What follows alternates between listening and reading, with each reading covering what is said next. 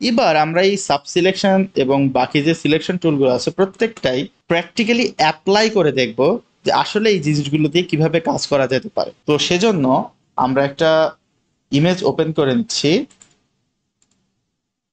এবং এই ইমেজটাতেই আমরা এইগুলোর প্র্যাকটিক্যাল ব্যবহারগুলো দেখব যে কিভাবে ব্যবহার করা যায়। প্রথমে আমরা এই উইন্ডোর পার্টটাকে একটু সিলেকশনে নিয়ে আসার চেষ্টা করি।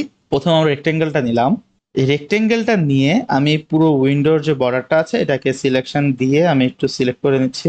সিলেক্ট করে এখন যেটা দেখা যাচ্ছে যে আমাদের এই যে পোর্শনটুকু আছে এই পোর্শনটুকু কিন্তু আলাদা। এই প্রত্যেকটা বক্স কি প্রত্যেকটা বক্স আলাদা না? কিন্তু কি করলাম আমরা আমরা তো একসাথে সব সিলেকশনটা নিয়ে নিচ্ছি। তো আমাদের এখানে যেটা করতে হবে এই সিলেকশন থেকে এই অংশটুকু সাবস্ট্রাক্ট করতে হবে, মানে এই অংশটুকু বাদ দিতে হবে। তো এর জন্য আমরা কি করব, এখান থেকে সাবস্ট্রাক্ট সিলেকশন নিব। সাবস্ট্রাক্ট সিলেকশন নিয়ে আমরা জাস্ট এখান থেকে সিলেকশন করব। সিলেকশন করলে আমরা দেখতে পাবো আমাদের ওই পোর্শনটুকু আলাদা হয়ে গেছে, রাইট? আবার আমরা যদি এখন চাই যে না আমাদের তো এখানে এই পোর্শনটুকু আছে, এই পোর্শনটুকুতেও তো আমাদের সিলেকশন করা দরকার। তো সেইটা আমরা কিভাবে করব? সেটার জন্য আমরা কি করতে পারি, এই অংশটুকুকে বাদ দিতে পারি। কারণ আমাদের মনে আসে নিশ্চয়ই ইন্টারসেক্ট উইথ সিলেকশন কি করে, যে সিলেক্টেড অংশটুকু রাখে আর বাকি অংশটুকু বাদ দিয়ে দেয়। দেখি আমরা একটু ইন্টারসেক্ট সিলেকশন দেই, দিয়ে আমরা একটু এইখানে যাই, গিয়ে আমরা এস টু এস সিলেকশন করি, দেখি কি হয়। কি হলো, এইটুকু নিয়ে বাকি অংশটুকু সে বাদ দিয়ে দিয়েছে। তো এখন যদি আমরা এখানে জাস্ট কালার অ্যাপ্লাই করি, একটা লেয়ার নেই, লেয়ার নিয়ে আমরা যদি এখানে কালার অ্যাপ্লাই করি, আমরা আই ড্রপারটা দিয়ে, এই যে I dropper tool, I dropper দিয়ে কালারটা সিলেক্ট করে নিচ্ছি। দেখুন আমাদের ফরগ্রাউন্ড কালার চেঞ্জ হয়ে গেছে এবং এটাকে যদি আমি এখন অ্যাপ্লাই করি নতুন লেয়ারে, টোন ডিলেট, দেখতে পাচ্ছি ওই কালারটা কিন্তু এখানে অ্যাপ্লাই হয়ে গেছে। এবার আমি চাইলে এই যে লেয়ারটা নিলাম এই লেয়ারটা এখানেও কপি করে আনতে পারি, এখানেও কপি করে আনতে পারি, কারণ এই সার্কেলগুলো এগুলি কিন্তু আমরা চাইলে এলিপস দিয়ে শেষেও দিতে পারবো, তাই না? তো এইটাকে কপি করব কিভাবে, এই যে লেয়ারটা আছে এটাকে কপি করব কিভাবে?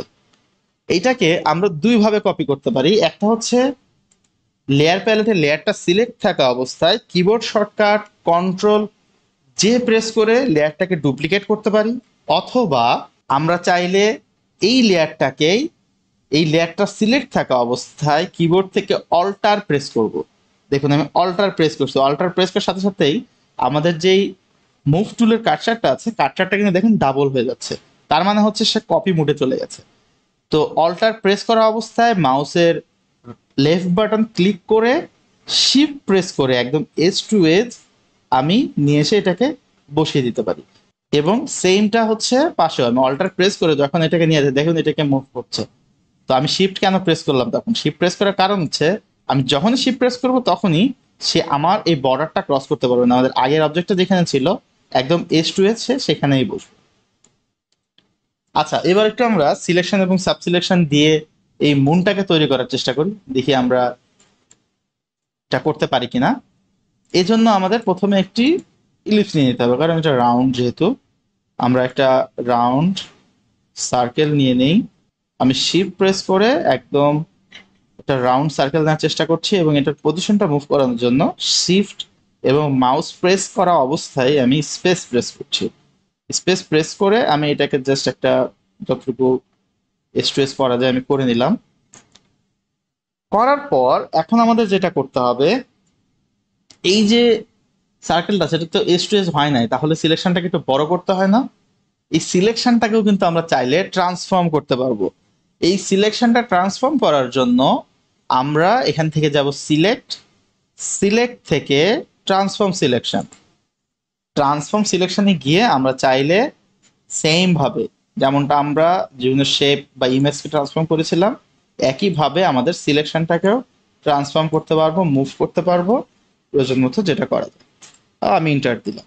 আমি ইন্টার দেওয়ার পর এখন আমাদের তো কি করতে হবে, এই সিলেকশনটাকে এখান থেকে কি করতে হবে, সাবস্ট্রাক্ট করতে হবে, এটাকে বাদ দিয়ে দিতে হবে, তাহলে আমরা এরকম একটা মুন পেয়ে যাব।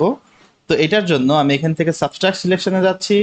সাবস্ট্রাক্ট সিলেকশনে গিয়ে একটু জুম আউট করে নেই, জুম আউট করে নিয়ে আমরা এখানে একটা সার্কেল তৈরি করব। সার্কেল তৈরি করে কি হচ্ছে, স্ট্রেস তো হচ্ছে না, তো আমি একটা স্পেস প্রেস করে এটাকে জাস্ট এস টু এস বসানোর চেষ্টা করছি, বসে আমি ছেড়ে দিলাম। ছেড়ে দেওয়ার সাথে সাথে কি হলো, আমরা কিন্তু সিলেকশনটা পেয়ে গেছি। এবার নিউ সিলেকশনে ক্লিক করে আমি কিন্তু এই সিলেকশনটাকে মুভ করাতে পারি। এবার জাস্ট আমি কন্ট্রোল শিফট এন নিব, এন্টার, এবং আই ড্রপার দিয়ে কালারটা সিলেক্ট করলাম। কালারটা সিলেক্ট করে আমরা এখানে কালার অ্যাপ্লাই করে দিলাম এবং ডিসিলেক্ট। আমাদের মুনটা কিন্তু এখানে চলে আসলো। আশা করি আমরা আমাদের রেক্টেঙ্গুলার মার্কিউটিউল এবং ইলেকট্রিক্যাল মার্কিউটিউলটা বুঝতে পেরেছি। কিন্তু এবার আমাদের বুঝতে হবে পলিগনাল ল্যাসো টুল এবং ম্যাগনেটিক ল্যাসো টুল কিভাবে কাজ করে। এটার জন্য আমরা প্রথমে পলিগনাল ল্যাসো টুলটা একটু দেখি। পলিগনাল ল্যাসো টুল আমাদের নিশ্চয়ই মনে আছে। পলিগনাল ল্যাসো টুল স্ট্রেট লাইন নিয়ে কাজ করে। কিরকম সেটা, যেমন দেখুন এইটা একটা স্ট্রেট খাটের ফ্রন্ট সাইড, স্ট্রেট না সম্পূর্ণটা, এটা আমরা চাইলে পলিগনাল ল্যাসো টুল দিয়ে সিলেক্ট করতে পারবো। আমি একটা পয়েন্ট নিয়ে নিচ্ছি, দেখুন একদম স্ট্রেট লাইন। আপনি যদি আরো স্ট্রেট করতে চান কিবোর্ড থেকে শিফট প্রেস করবেন, শিফট প্রেস করলে সে আরো স্ট্রেট হয়ে যাবে। এরপর এখান থেকে এখানে একটা, দেখুন কতটা সহজ, এখান থেকে এখানে নিলাম,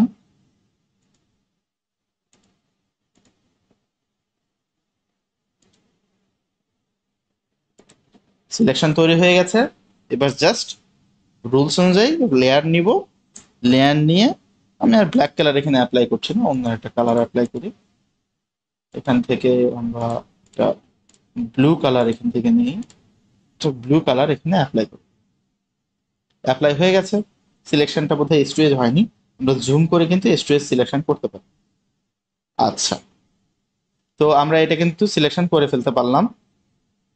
এরপরে যেটা আছে আমরা দেখব যে ম্যাগনেটিক ল্যাসো টুল, যেটা আমরা কিছুক্ষণ আগে দেখি না।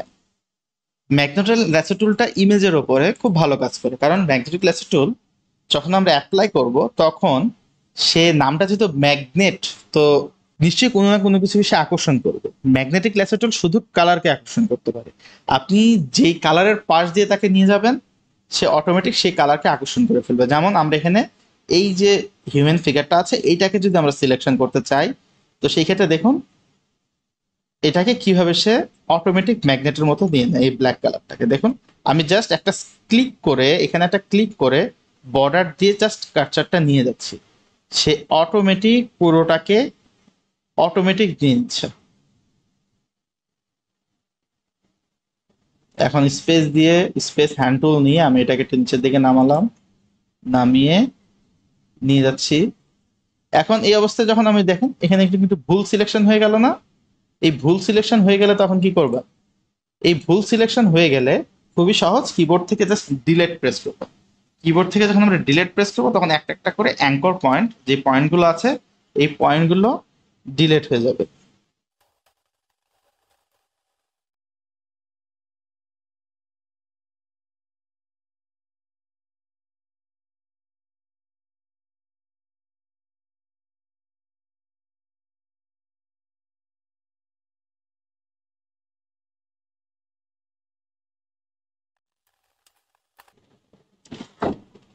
আমরা সিলেকশন তৈরি করে ফেলেছি। আচ্ছা, এখন যদি আমি এখানে কালার অ্যাপ্লাই করি তাহলে কি হবে? একটু কালার অ্যাপ্লাই করে দেখি। কন্ট্রোল শিফট এন, এবং এখানে আমি অন্য একটা কালার অ্যাপ্লাই করি, ইয়েলো টাইপের একটা কালার। না ইয়েলো, আচ্ছা ইয়েলো না, একটু গ্রিনিশ টাইপের একটা কালার এখানে অ্যাপ্লাই করি। কি হলো, আমাদের এই পোর্শনটুকু এখন কিন্তু এটাকে কি হিউম্যান ফিগারের মতো লাগছে না। এর পেছনে কারণ হচ্ছে, আমরা একটা আন্ডু করি, এই যে পোর্শনটুকু আছে এই পোর্শনটুকু কিন্তু আমাদের সিলেকশনে নাই। তার মানে কি, আমাদের যে সিলেকশনটা আছে এই সিলেকশন থেকে এই পোর্শনটুকুকে আমাদের সাবস্ট্রাক্ট করতে হবে। সাবস্ট্রাক্ট করলেই আমরা এই প্রবলেম থেকে মুক্তি পাবো। তো কি করতে হবে, এটার জন্য আমরা এখানে সাবস্ট্রাক্টে সিলেক্ট করব।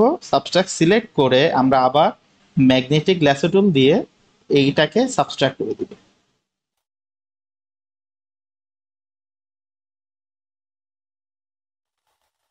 সাবস্ট্রাক্ট হয়ে গেল। এখানে ছোট্ট একটা পোর্শন আছে, এটাকেও দেখি সাবস্ট্রাক্ট করা যায় কিনা।